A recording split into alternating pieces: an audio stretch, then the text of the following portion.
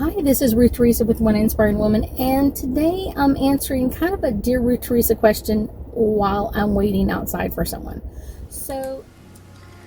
Hi, my name is Ruth Theresa with One Inspiring Woman. I'm an intuitive psychic medium here in the Sugar Land area. That's just outside of Houston. I work with my angels and guides to assist my clients in many areas of their lives, to bring them special messages from loved ones who have passed, to dialogue with their angels for guidance into their own situation, or to assist them with their own psychic abilities.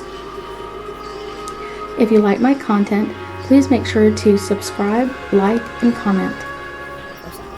So I got asked by a couple of clients of mine, and one that is a potential student, and we were kind of just talking about Moonology and kind of like the phases of the moon and what sign they're in and how people are affected by them.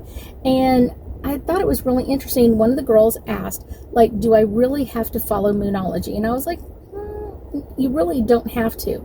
But I will tell you, it is a great thing to follow a little bit if you are affected by the moon. Some people are very affected by the moon and they should be following it like extensively. And then there are people that are kind of affected by the moon, but not really affected by the moon. And those are the ones that are kind of like, you need to keep an eye on it, but it's not something that you have to like, hard, fast rule. You have to know exactly what sign the moon is in, or how it's affecting everybody else and how it's going to affect you and that sort of thing. It really depends on how much you are affected by the moon. Now, I myself am affected a lot by the moon, not necessarily by the moon phase, but by the sign more than anything else. And as I've learned about Moonology, and I've learned about how this can affect people and how it can really kind of change the way the person is dealing with me, and sometimes dealing how I deal with them, that's something that's really important to kind of keep track of.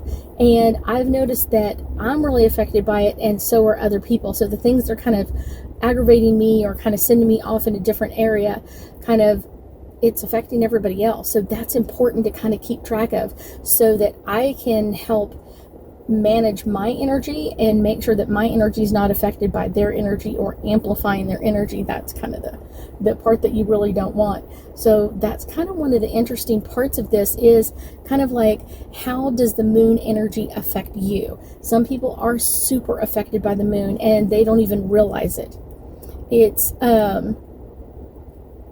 but I would say that it's kind of an interesting phenomena of that, of kind of like, how much is the moon affecting you? And I would say take a few months and kind of follow Moonology and kind of like, is it kind of like affecting you a lot? Is it not affecting you a lot? How much is it affecting you?